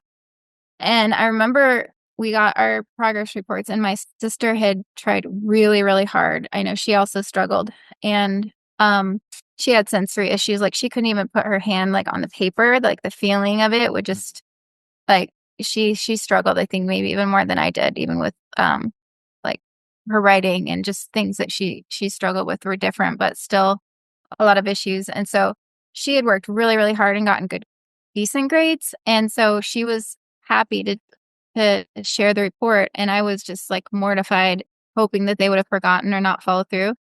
And they took me downstairs to my bedroom and took turns spanking me. And I think I got a total of 70 swats that day with a stick. And the stick that they used was either a stick cut from a tree branch, or like a wooden dowel type thing that you get like at a home improvement type store. And so, um, it definitely was a factor in our family that we had to be a certain way, to look a certain way to other people. your mom was hyper focused on your appearance specifically, and to the point that it crossed into territory that I think you're still struggling to comprehend. But can you talk a little bit about that in as much detail as you would like to go into? I was between 14 and 15. I By this point, I'd already had a boyfriend, and I feel like I was a further place as far as like the grooming process for me. I don't ever remember my mom physically touching me, but I do know that um she sexualized me in a lot of ways. Like she would talk about um one big topic was she called it touching yourself, and that was huge. Like I would say that she had a conversation with me almost weekly at one point on touching yourself. And it was like there's a factor where she seemed scared that I would do it because that would take my virginity. And I remember the first time she talked to me about it, I had no idea what she's talking about. I was just like, "What are you talking about?" And then she told me this story of a little girl that did it because she wanted to feel like what it felt like to be married. And she went into great detail, like it was very graphic about what this girl did to herself and that how much shame she had and then now she's not a virgin and she's going to have to live with that for the rest of her life. And I just remember being so scared. And I remember thinking back on like, what if I accidentally touched myself? Like, what if I did this thing that took the like the most precious thing I have? And I was so scared. Like, what if I cleaned myself wrong? So it was made a focus by her from a very young age. And I I don't remember. There's a lot of gaps in my memory, but at one point, just to go back a little bit, I remember I was playing with Play-Doh and I made a little man, a little guy, and I gave him an erect member. And my mom was like, "Why did you do that? How could you do that? Like, give me that." And she like destroyed what I created. I was like maybe 4, and um I think she knew why I would know that what that looked like and there were things that led up to that I'm just like, yeah, I wonder what happened there. But, as you know, like our little minds have the ability to push things out that we're not able to process. So, but yeah, I would say that there was stuff that led up to that incident, as far as grooming, sexually grooming. And I still haven't been able to wrap my mind around it. You know, um, I don't know. I don't know what would compel a mother to sexualize her child in that way, but you know how kids are, where when you're taught something, then it's like monkey see, monkey do, And I do know that there were times I would walk in on her watching pornographic things at night. Um, and that was when I was older. But yeah, it was I would definitely say that was this beginning of the sexualization process and just normalizing certain things around my mom. And so then when I was about between 14 and 15, she started, like I said, she um helped me bleach blonde my hair. I had gotten really skinny, but I was rather large chested. And so she ordered Victoria's Secret catalogs, and those were like, I would just pour over those, and I would use that as motivation to be skinny, like thinking about, okay, if I could just be this skinny, like, I don't necessarily remember thinking like what would happen if I got that skinny, but thinking that skinny was like almost an idol. Um, Yeah. and so I would order like the perfumes and everything, like, but then she would encourage me. And I think at one point she ordered me like 3 or 4 sets of like some lingerie, but also some push-up bras, thongs, like things like that. And when they came in the mail, um, she wanted me to model them for her. And so I did. And I mean, of course you're like, wow, I look great in these, you're just like, um, really happy. And at that point, she didn't take pictures, but there was one point where she asked me to model them for her. And in her bedroom, and she had prepared her room, and she took pictures of me posing in them and got them printed out. And I remember she asked me and my sister to get 3 or 4 copies of them.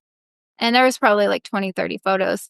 And at this point I had a boyfriend, and I was thinking, maybe I'll give him some. I don't know. Like, I was just kind of more thinking in this childlike, like teenage, like mentality of like, Yeah. oh, I look You're cute not in these thinking this is pictures. super weird. Yeah. I mean, I remember there being a pause and being like, why would she want pictures of me? Yeah. Why would she want these? And so then we took the pictures, and they were absolutely sexual positions. Like, now knowing, like, having me like bend over and like pose in a certain way. And but then she wouldn't give me any of the pictures. And so I remember being really disappointed, because I was like, I thought these were for me. And I mean, she just kept them in her room, and I never got to see them other than the first time. And so, Do you know what the copies were for then? Was she giving them to people? Were they all I for her? I don't know. Like, I remember I went in at one point to see if they were still there. And I remember there were some missing. There were some copies missing. So I don't know what she did with them. And it wasn't just her mother who was crossing boundaries. Hannah also faced manipulation and coercion from her boyfriend, someone who consistently pushed her into situations she wasn't comfortable with. We had been dating a couple months at this point, and I remember him wanting to go further. And I told him multiple times, I have to be a virgin when I get married. Like, that's not even in question. I cannot have sex till I'm married. Like, and keep in mind that, like,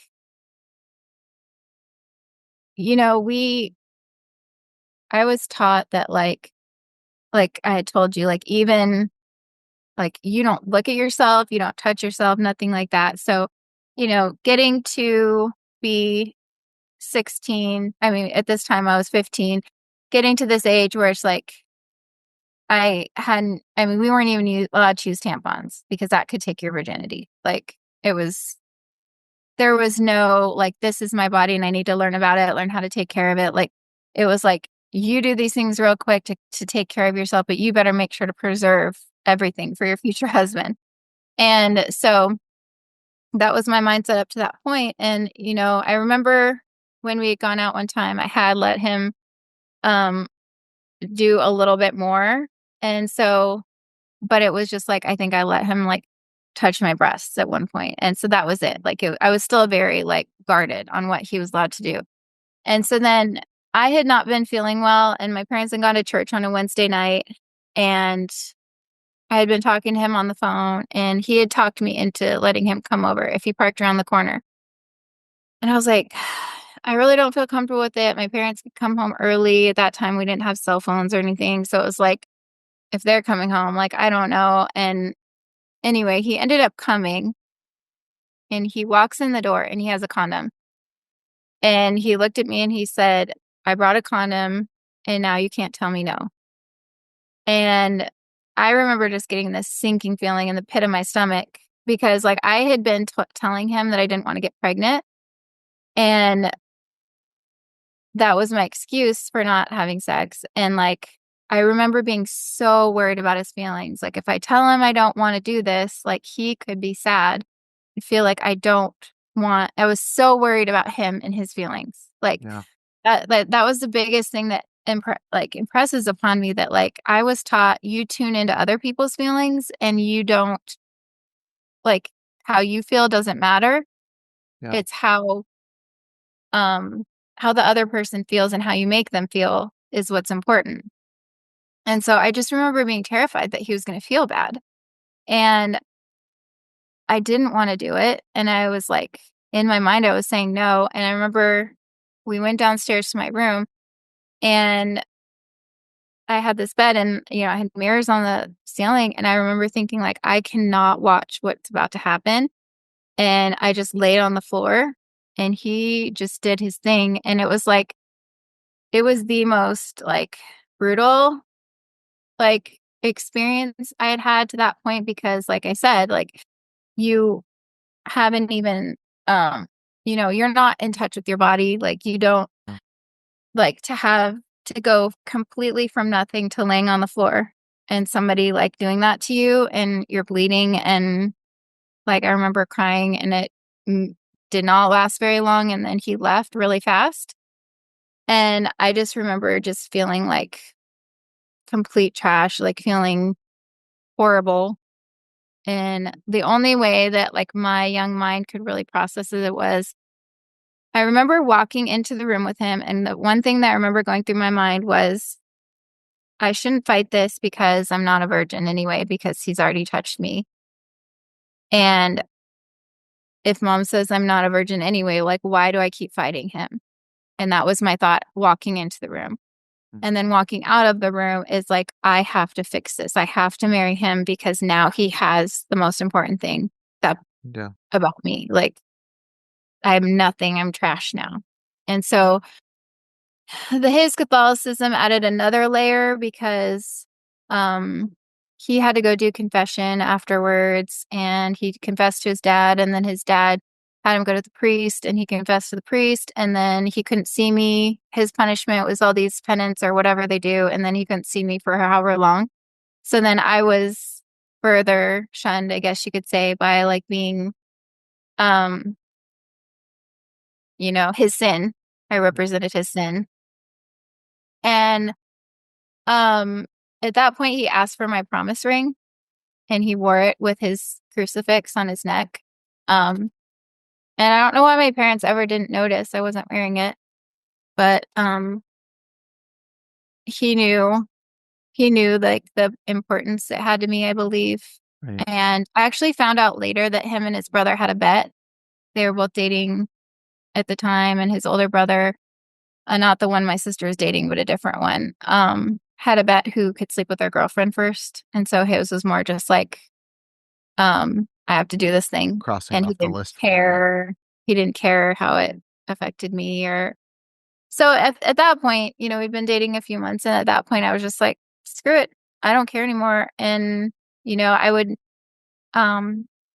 make ways for it. Like, every few weeks he would tell me that he needed time with me, and then we would lie and say we're going to a restaurant, and then he would take me out to the levees and do his thing. And I just remember crying after a lot of them, like, even though I would hide it, like crying a lot and just being very it was a weird relationship because he's only a couple years older than me, but now I can think like he was very narcissistic, like he very self-centered, like very like, woe is me. He was always complaining about his life and just, needing that reassurance from a girl. Like, but he's also like charismatic in a way, like all the girls at his work loved him. And,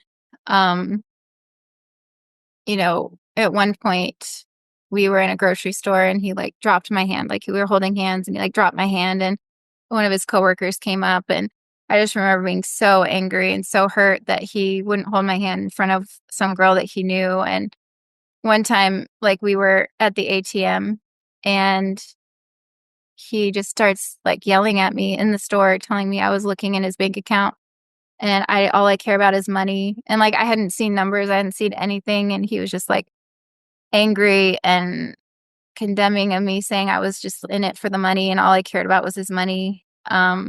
At one point I wore something that he didn't like, and he said I was trying to attract this older man that was like an uncle. And that's one time I do remember being scared of him. We were walking on these docks, and I thought he was so angry. I thought he was going to push me off into the water.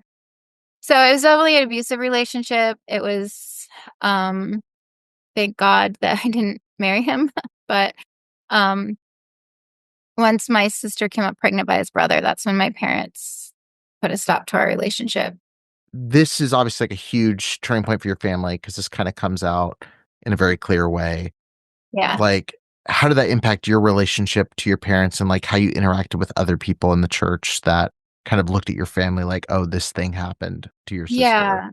Well, I know there were rumors about us, like once we started dating Catholic boys. There was obviously, they didn't go to church with us, but we would still go around town with them. And yeah, I can't even there were picture the rumors response there. you guys got for that. Yeah. Yeah, like there was, people coming to my mom, and And then we would be hearing it from my mom. It wasn't all like, I mean, it was tumultuous time with our family. Like, my dad didn't like it. He wanted it to be put a stop to, but then he didn't have the backbone to like do it himself. And until it became, until it benefited him, which was when my sister got pregnant. And then he was like, I'm not going to have two daughters in the same situation. So it kind of came down harder on you to prevent a Yeah. repeat. Yeah.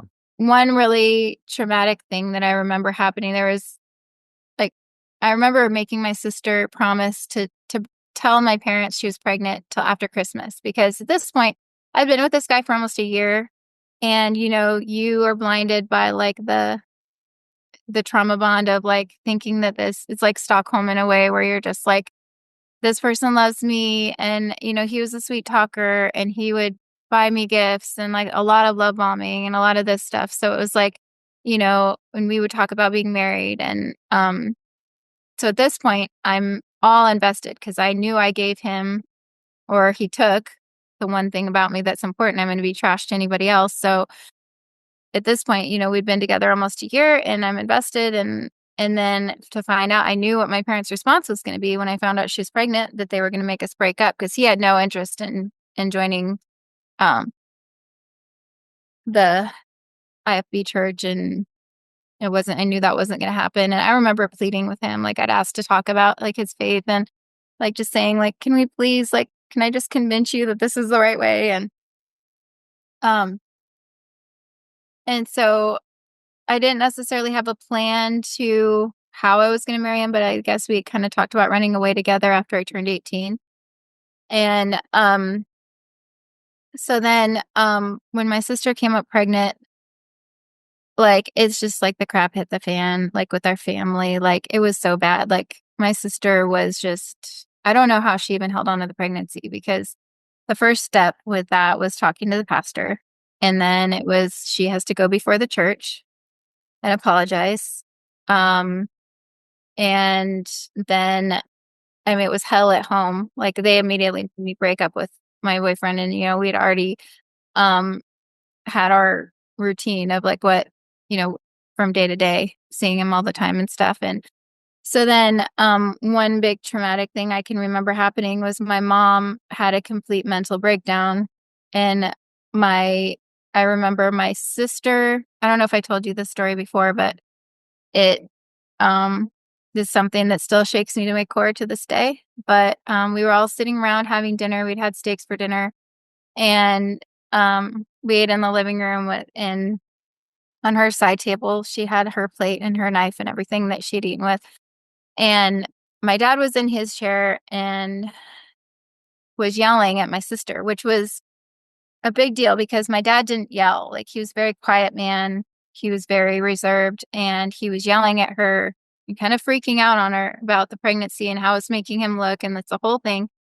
And that triggered my mom to the point where she had a snap, like an actual mental psychotic break. And she started talking in a different voice. Like, she was like kind of like sing-songy child voice. And she told my sister that she was going to kill her and that she was going to cut the baby out of her stomach. And she, like, I could still hear her voice to this day. And like, immediately me and my dad bolted for the door. Like, this kind of gives you another picture of my dad.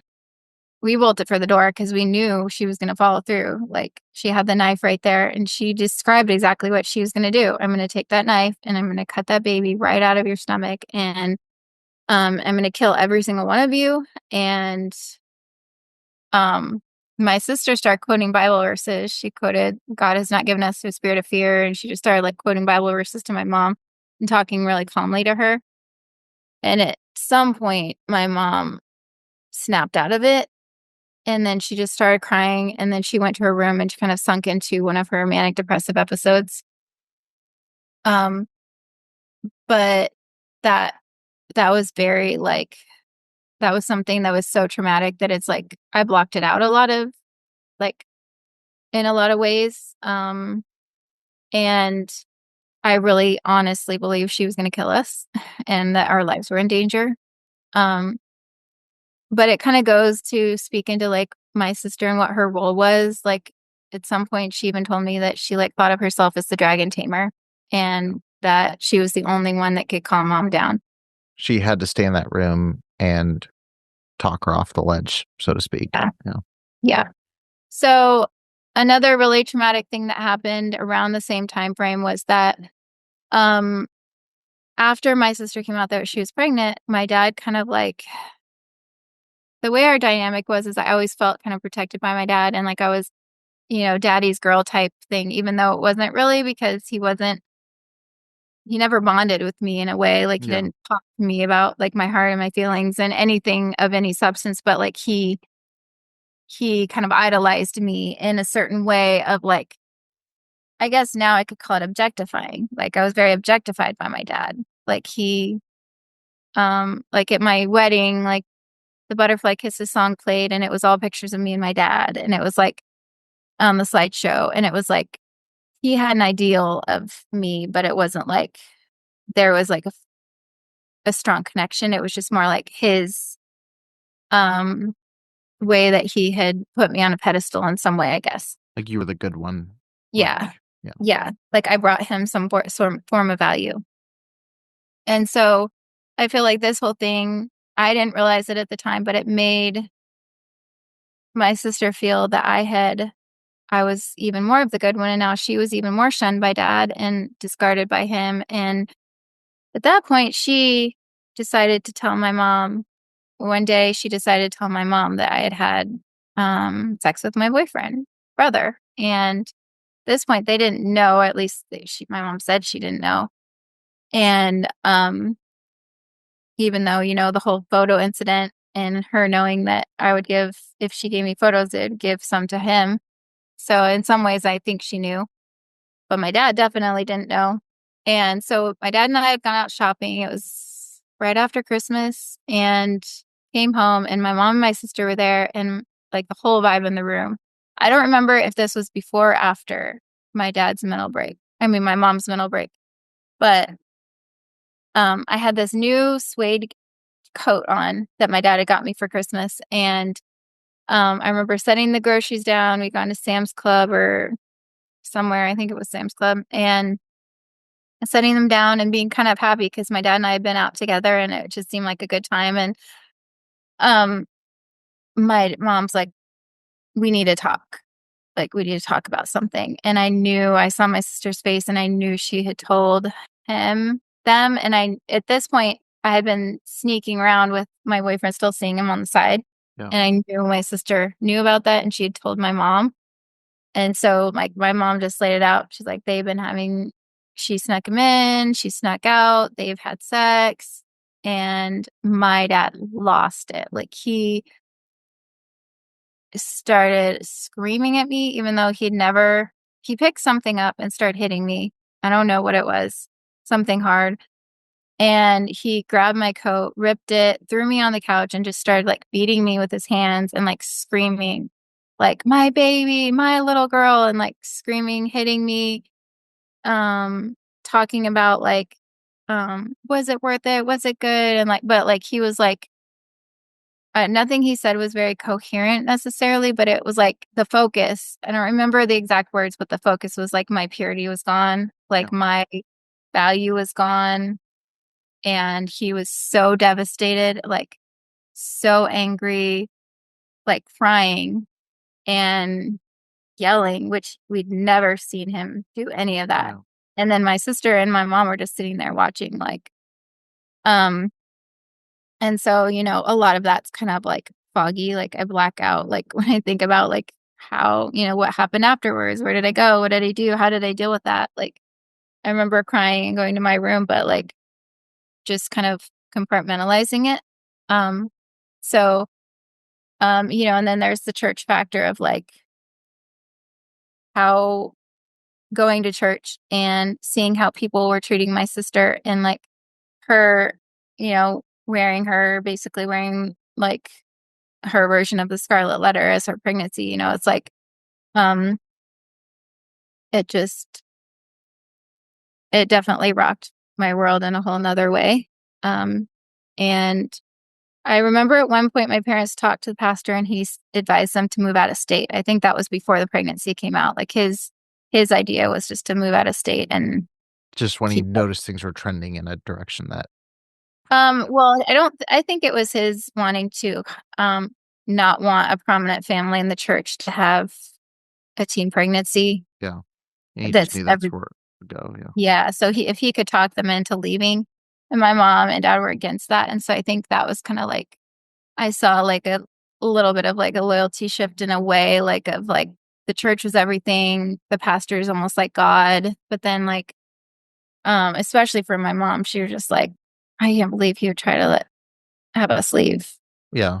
Well, it's like their economic lifeline, but also the pastor doesn't want them there. It's a very odd time. Yeah. Um, I know they forced you to break up with your boyfriend, and this is like I keep like double checking my notes because like there's so many layers of things that just happen one after another. But and it just seems like whether all these people ended up here or whether the church bred this type of behavior, like it just seems like predatory figure after predatory figure. You break Mhm. up with your boyfriend, you catch the attention of a drama teacher at the church. Like, Mhm. how quickly was that after this happened? Like, was it feels fast. I'm thinking the drama teacher it started before, because I was 15 when the rape happened. But that winter before that was when we started the play.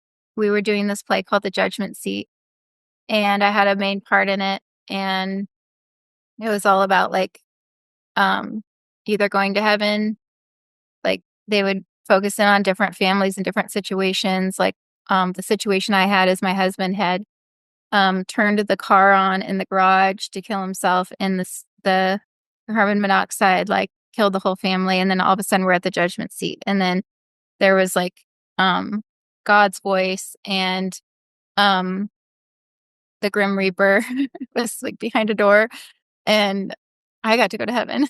But, you know, I went from being, like, this shy girl to taking drama classes, and him and his wife were from the East Coast. Our fiancé at the time were from the East Coast and had trained, like, professionally, like, not acted on a professional level, but they had been super heavy in drama, and so, like, they had skills that were, like, well beyond anything that this little church had ever, um, come in contact with, and so, um, they decided to do this play, and he was heading it up, and, I mean, went from being shy and barely being able to, like a lot of people had a hard time hearing me even talk, like, I was the fawner, the quiet, like, whisper.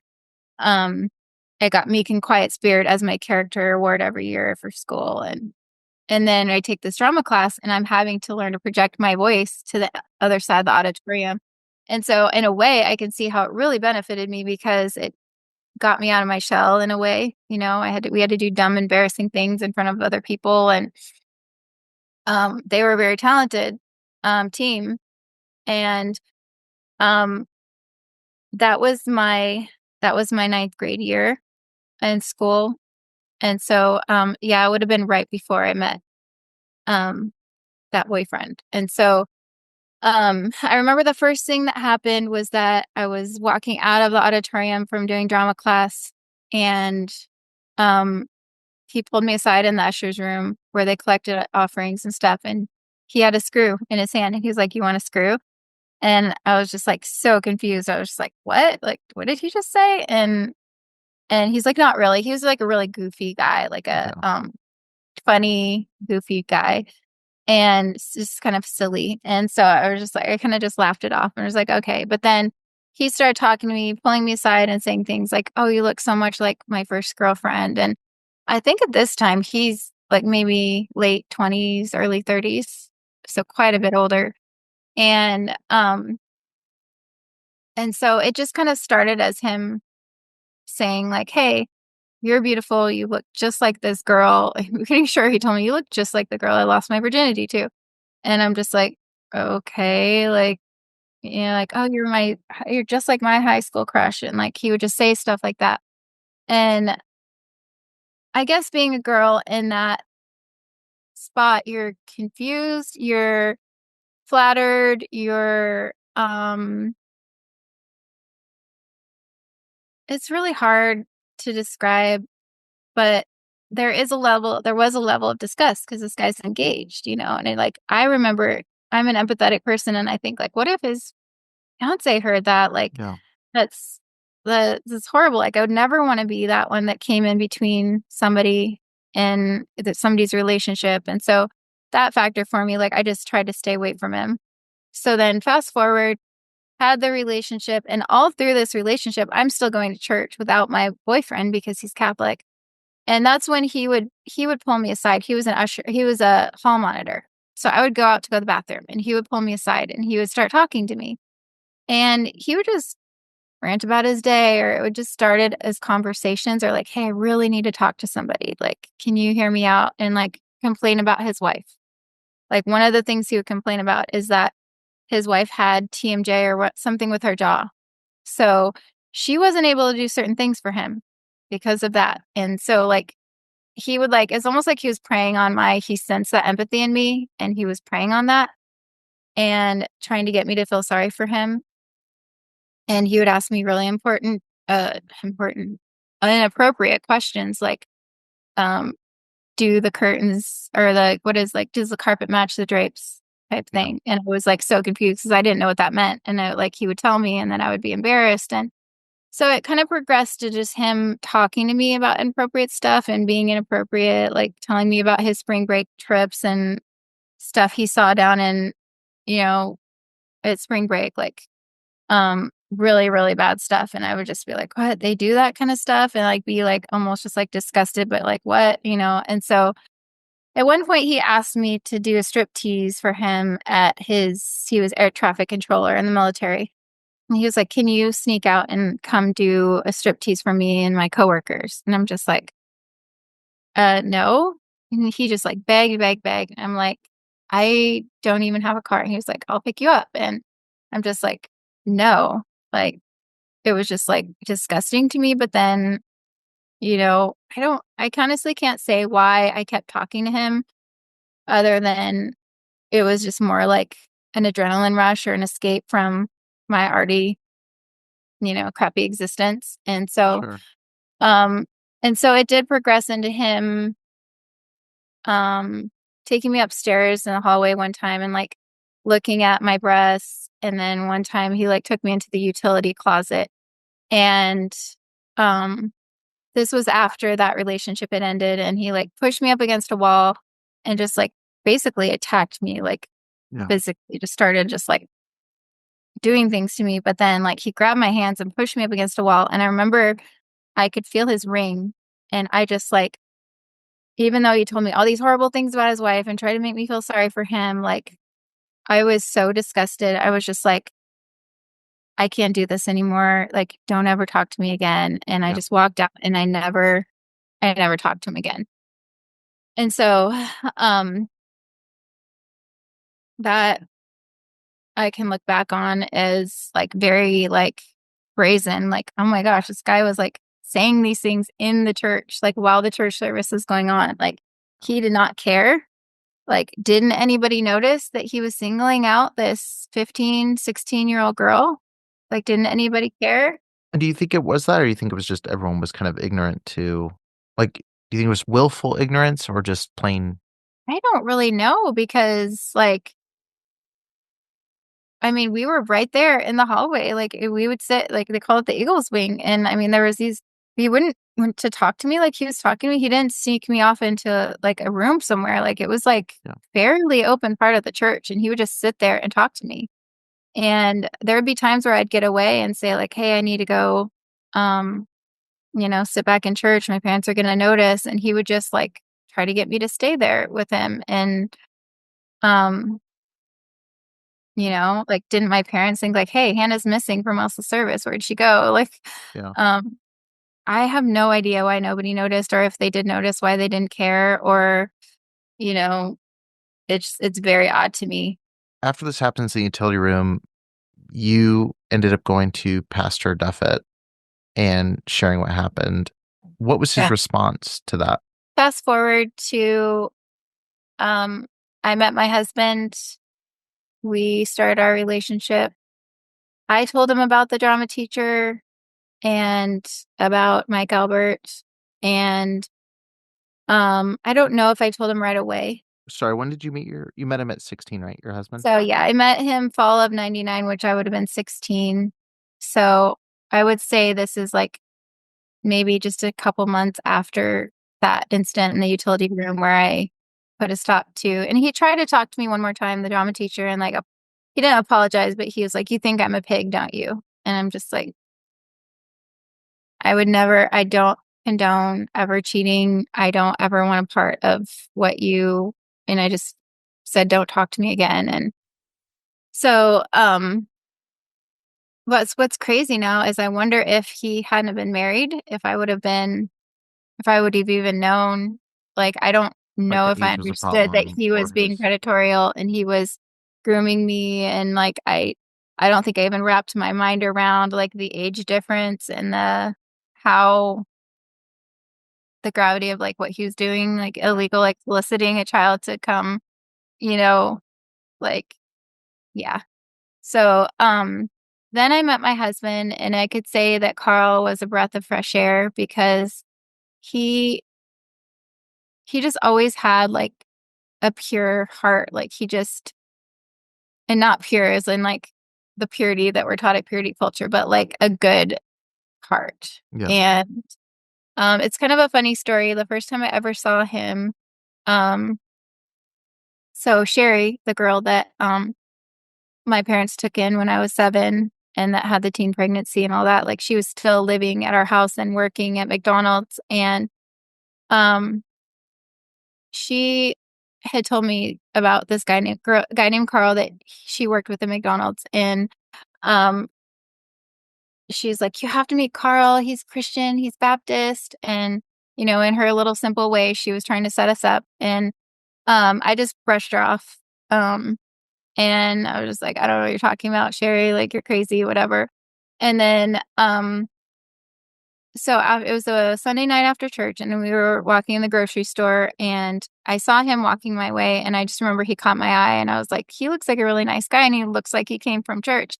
Because that was the plight of the IFB girl, is like, you're out there and you see a guy, and like the first thing you think is like, he wouldn't be approved by my, now I can say cult. He wouldn't be approved by the cult or let in. Yeah. But this guy had church clothes on, and I was like, "Oh, church clothes!" Like, and so I saw him walk my way. He didn't really notice me, and then I went to pay, and I saw him talking to my sister. Like, I call her my sister, but she wasn't. But so, and keep in mind, she's much older. Like, she was, I think, 13 years older than me. So, no, she would have been. So if she was 16, I guess not that much older, about 10 years older than me. And so this time she foster sister. Yeah, she never got adopted, so I guess I could just call her a foster sister. Yeah. And she never was officially foster care. She just lived with us. A very odd situation. And so she was talking to him up front of the store, and we both leave together, and I was like, "Why didn't you introduce me to him?" Because I was like looking at movies, like trying to like see if she would introduce us, and she didn't. She was like, "Oh, I didn't even think of that." And so we get in the car. My sister and my mom were waiting, and they're like, the first thing they said is like, "Hannah, we saw the guy you're gonna marry." And I was like, "Wait, did he look like this and this and have khaki pants on?" And they're like, "Yeah, that's him." And I was like, "I saw him too. Sherry knows him." And they're like, "Yeah, we were thinking that would be like the perfect guy for you." And so we just laughed about it and kind of brushed it off. And then a couple weeks later, she invited him to Preacher Boy Night, which they called Preacher Boy Night at the church. And they would have young men get up and like do like the mock preaching. And I had never gone to Preacher Boy Night. I didn't have any interest in going. And so she asked me to come and meet him. And it just so happened my aunt had come at the same time, and we were going to go to a movie. We were allowed to go to movies at this point. And I had to kind of choose between which one. And something just told me to go to the church. And so went to church and he came, and that was like the rest of history. He came over and played Scrabble with me afterwards. And at this point, my mom was uninvolved. Like, she was more disconnected and she had just had her gastric bypass surgery, and she was like in the other room. And so I think he kind of walked into a bit of a freak show, because we've got this older girl who has a son, right? So the girl that my parents took in, that he works with. And so he knows her, and he already knows that she's bit off her rocker. And she's got this kid that's like 12. And then my sister with a teen pregnancy. And so her baby at this point was a few months old. And then my mom, who's morbidly obese, laid up on the couch. And then my dad had this bird, this exotic bird that screamed all the time. Why not? Throw Right? that in the mix. Yeah. And he walks into this freak show of a house, and I'm just like, why didn't you run the other direction? Like, but yeah, we just really hit it off. And like, one of our first conversations was him telling me that he didn't want to have sex before he was married. And like, I was just like, really? And, I knew he wasn't like our kind of Baptist. So like, that alone took off so much pressure, because I was just like, okay, he's not going to force me to do anything. And so anyway, we hit it off right away, and that kind of began our relationship. After Hannah got married, it gave her a chance to finally get out from under the umbrella of her abusive home life and, as an adult, begin to reflect on all the experiences of her youth in a new light. As she began to unpack what happened to her, she quickly discovered things far more sinister happening in her home and church than she ever could have realized. In our next conversation, we'll begin to share some of Hannah's findings.